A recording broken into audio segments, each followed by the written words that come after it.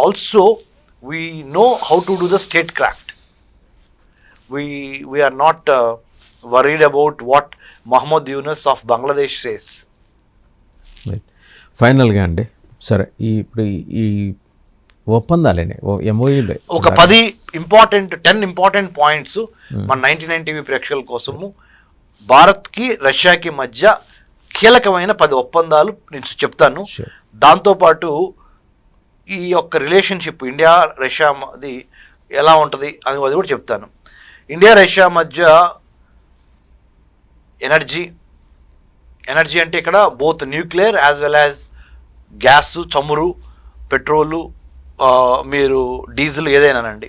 Energy చాలా important.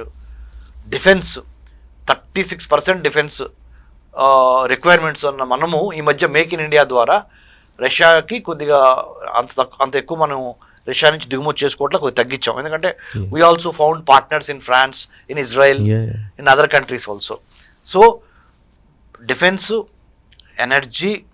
ఎనర్జీతో పాటు మన భారతదేశంలో దక్షిణ భారతంలో ఉన్న తమిళనాడు అంటే మన తమిళనాడు సముద్ర తీర ప్రాంతం నుంచి లెట్సే మద్రాస్ పోర్ట్ నుంచి అనుకోండి, చెన్నై పోర్ట్ నుంచి వ్లాదివాస్తవ్ అనే పోర్ట్ రష్యాలో ఉంటుంది. అక్కడికి corridor, coastal corridor, excellent. Ships మన చెన్నైలో స్టార్ట్ అయ్యి డైరెక్ట్గా రష్యా వెళ్తానికి ఆ షిప్పింగ్ ట్రేడ్ లైన్స్ కూడా ఏర్పాటు చేయడం జరిగింది. ఇప్పుడు నేను అంటే కాంటెక్స్ట్ వచ్చింది కాబట్టి చెప్తున్నాను. నేను ఇప్పుడు నేషనల్ సెక్యూరిటీ స్టడీస్కి గవర్నమెంట్ ఆఫ్ ఇండియా యూజీసీ తరపున చైర్మన్. మన జాతి రక్షణ, తెలుగు జాతి గర్వించాలి. ఎందుకంటే ఒక తెలుగు వారైనా మీకు అటువంటి అవకాశం గవర్నమెంట్ ఆఫ్ ఇండియా ఇస్తుంది. ఎందుకంటే your insistent efforts in that particular area. So 78 ఏళ్ళ తర్వాత స్వతంత్రం వచ్చిన తర్వాత దేశ రక్షణ మీద నేషనల్ సెక్యూరిటీ స్టడీస్ అనే ఒక కోర్సు ఉండాలి. అది భారతదేశంలో ఉన్న 2000 పైగా యూనివర్సిటీస్, ప్రభుత్వ రంగం కానీ ప్రైవేట్ రంగం కానీ అన్నిట్లో అండర్ గ్రాడ్యుయేట్ స్టూడెంట్స్కి, పోస్ట్ గ్రాడ్యుయేట్ స్టూడెంట్స్కి, పిహెచ్డి స్టూడెంట్ కూడా నేషనల్ సెక్యూరిటీ స్టడీస్ కోర్సు చేయాలి. ఇట్స్ క్రెడిట్ కోర్స్ అనే ఒక తలంపు నేను నా చైర్మన్గా ఉన్న ఈ national security studies committee constituted by University Grants Commission UGC and initiated by National Security Advisory Board. Ajit Doval sir, the National Security Advisor, Honorable Sri Ajit Doval sir, and his team has decided that national security studies must be read and must be given as a subject in all the universities in India, so that Bharat Desaniki Mitrulu evaru, Shatruvulu evaru, who are our friends and enemies, what is the military history of India, what is the geopolitical, geostrategic calculus in India, ఎందుకంటే స్టూడెంట్స్కి తెలియాలి అవన్నీ.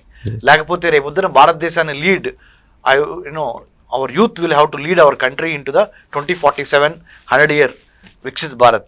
So, given this context, when we were doing 2 days back, I was in Delhi in UGC. Our second meeting on national security studies happened. That time we were discussing also, because Putin was in Delhi 2 days back, the Honorable President Putin, Russian President.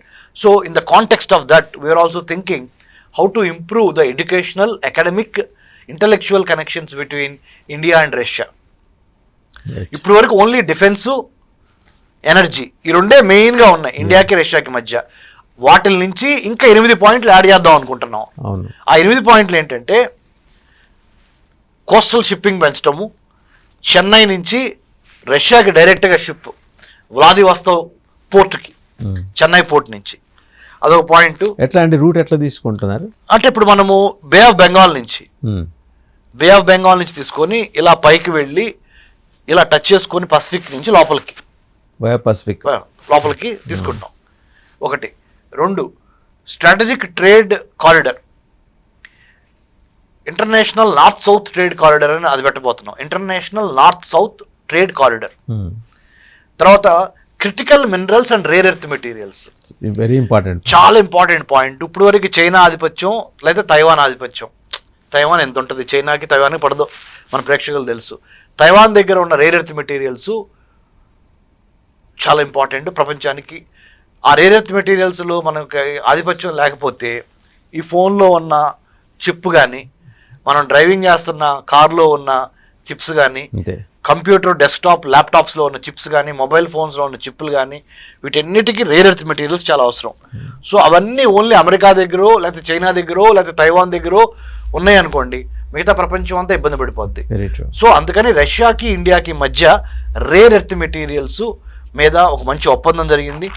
తద్వారా మనకి ఆ ప్రమాదంలో పడకుండా, ఒకవేళ China ఆపేసింది అనుకోండి rare earth materials ఇలాంటివి మేము మీకు ఇవ్వమని, లేకపోతే తైవాన్ ఆపింది అనుకోండి, ఎగ్జాంపుల్ చెప్తున్నాను, ఆపదు because of our very good relation, but ఆపింది అనుకోండి, అప్పుడు ఎక్కడ చూస్తాం? అందుకనే వ్యూహాత్మకంగా శాంతి సమయంలోనే యుద్ధానికి ప్రిపేర్ అవ్వాలి కదా. అలాంటి యుద్ధమే కనుక వస్తే రష్యా మనకి మంచి పార్ట్నర్గా ఉండటానికి ప్రధానమంత్రి మోడీ గారు, మా గురువు గారు అజిత్ దోవల్ గారు, ఇంకా జయశంకర్ సారు, పెద్దవాళ్ళందరూ కలిసి కూర్చొని రష్యాతో ఆ పాయింట్ని కూడా పెట్టి సంతకం చేయించుకున్నారు. Very good. ఇది క్రిటికల్ మినరల్స్, రేర్ ఎర్త్ మెటీరియల్స్లో India Russia are going to cooperate. Next defence ties, next energy oil supply, next nuclear energy collaboration, major investments in fertilizers, యూరియాని ప్రొడ్యూస్ చేయటం కానీ, షేర్ చేసుకోవటం కానీ, ఫైనాన్షియల్ పేమెంట్ సిస్టమ్స్ అంటే ముఖ్యంగా రేపొద్దున డాలర్ దిగ్బంధనం జరిగింది అనుకోండి, దాని నుంచి తప్పించుకోవడానికి ఇండియా రష్యా ట్రేడ్ పెరుగుతుంది. రూపాయి రూబుల్ కలిసి ఒక సఖ్యతగా ఎలా ముందుకు వెళ్ళాలి, రూబుల్ అంటే రష్యా కరెన్సీ, మన రూపాయి ఇండియన్ రూపీ, రెండు కలిసి ఏ విధంగా వెళ్ళాలి అనే విధంగా ఫైనాన్షియల్ పేమెంట్ సిస్టమ్స్లో మార్పులు. తర్వాత ఎక్స్పోర్ట్స్ టు రష్యా, మనం ఎక్కువ రష్యా నుంచి ఇంపోర్ట్ చేసుకుంటున్నాం, దిగుమతి. ఆ ట్రేడ్ డెఫిసిట్, ట్రేడ్ ఇంబ్యాలెన్స్ని సరిచేసి మనం కూడా రష్యాకి ఎక్స్పోర్ట్ చేసే విధంగా ఏమేమి ఎక్స్పోర్ట్ చేయొచ్చు, ఎప్పుడు లోపల చేయొచ్చు అనే దాని మీద కూడా చాలా కీలకమైన నిర్ణయాలు తీసుకోవడం జరిగింది. తర్వాత ఇండియా రష్యా ఒక economic corridor, European economic corridor లాగా పెట్టుకోవాలని జరిగింది. ఈ 10 కలిస్తేనే కదా సౌండ్. ఈ 10 ఎలానో అంటే 10 ఫింగర్స్. ఈ 10 finger strategy, 10 point strategy to strengthen the relationship between India and Russia after 25 years of collaboration. I think it's going to yield a lot of good results, productive, purposeful India-Russia trade, India-Russia technology, India-Russia tourism, India-Russia talent, and to also finally ఉగ్రవాదాన్ని కూకుట వేలతో పెకిలించడానికి, to destroy terrorism, to decimate terrorism, to neutralize terrorism. Russian cooperation, Russian technical intelligence, visual intelligence, imagery intelligence are going to be helping India, and also India's effort also to strengthen Russia in that particular geopolitical order is what it's going to be. I think చాలా మంచి జరిగింది Russian president Vladimir Putin రావటము. So దీని ద్వారా ఇంకేమవుద్దంటే, ఇప్పుడు America కొద్దిగా how America react అనేది చెప్పి ముగిద్దాం. America can react in 2 ways. CAATSA, countering America's adversaries through sanctions act ద్వారా ఇండియాని ఏమైనా ఇబ్బంది పెట్టిద్దా? ఇది ఒక సినారియో. ఇంకొక సినారియో, లేదు మనము ఇప్పుడు ఇండియాని ఆపే పరిస్థితులు అసలు లేము, ట్రంప్ ఆలోచన, కాబట్టి ఎంగేజ్ చేద్దాం ఇండియాని, ఇండియాతో మంచిగా ఉంటేనే మనకి మంచి జరుగుద్ది. ఇది ఒక సినారియో. ఎందుకంటే ఇండియా దగ్గర అతి పెద్ద మార్కెట్ ఉంది, ఇండియా దగ్గర అతి పెద్ద trade, technology, talent, young talent ఉంది. ఇది English speaking, technology, know how తెలిసి, with good work and professional balance, excellence ఉన్న కమ్యూనిటీ ఏంటి? ఇండియన్ కమ్యూనిటీ అమెరికాలో. So why we make panga అంటే భారత్తో ఒక సంఘర్షణ వాతావరణం లేకుండా, పంచాయతీ లేకుండా ముందరికి ఎట్లా వెళ్ళాలి? ఈ 2 ఆప్షన్స్ అమెరికా ముందులో ఉన్నాయి. Going by my reading, my analysis, or to me, నాకేమనిపిస్తుందంటే అమెరికా రెండో పాలసీని అప్లై చేస్తుంది. భారత్తో వైరం తెచ్చుకోకుండా, రష్యా భారత్ కలిశారని భారత్ మీద అసూయ కానీ, అక్కసు కానీ, లేకపోతే ఆంక్షలు పెట్టకుండా, ఎటువంటి ఆంక్షలు కానీ, పొలిటికల్ కానీ, రాజకీయ ఆంక్షలు కానీ, ఆర్థిక ఆంక్షలు కానీ పెట్టకుండా, సాంకేతికపరమైన ఆంక్షలు పెట్టకుండా, మిలిటరీ పరమైన ఆంక్షలు పెట్టకుండా, భారత్ అనేది ఒక కామిటీ ఆఫ్ నేషన్స్లో నెంబర్ 1 ఎదుగుతుంది. కాబట్టి భారత్తో చెలిమి, భారత్తో మైత్రి అనే యాటిట్యూడ్తోనే అమెరికా ఉంటుంది. అలా ఉంటేనే బాగుంటుంది, అలా ఉండే అవకాశాలు ఎక్కువ ఉన్నాయి అని ఒక international relations, A PhD in American studies from Delhi JNU, and studied in Israel, and also working towards India-Russia relations also. Yes. And also as a National Security Studies Chairman, Government of India UGC, and also as a Founder Executive Director, Center for Human Security Yes, yes, Studies, yes. CHSS. This is my take thank you very much on doctor Ramesh. India-Russia geopolitics, America, European Union, NATO. NATO, and all that, what we discussed, sir. Thank you very much doctor Ramesh గారు. Thank you, sir. Jai so Hind. చూసారు కదా doctor Kanniganti Ramesh అంటే విభిన్న అంశాలలో లోతైన విశ్లేషణ చేయడానికి ఆయనకున్న నేపథ్యం కూడా అంతే లోతైన నేపథ్యం. నేషనల్ సెక్యూరిటీ స్టడీస్ చైర్మన్గా ఆయన ఉన్నారు. ఇప్పుడు యూజీసీ ఆధ్వర్యంలో పనిచేసే ఆ విభాగానికి దేశవ్యాప్తంగా దాదాపు 2000 యూనివర్సిటీస్లో జాతీయ భద్రతకు సంబంధించిన అంశాలని పూర్తి స్థాయిలో కోర్సుల రూపంలో తీసుకురావడానికి ఆయన కసరత్తు చేస్తున్నారు, ఆయన ఆధ్వర్యంలో అనుకుందాం.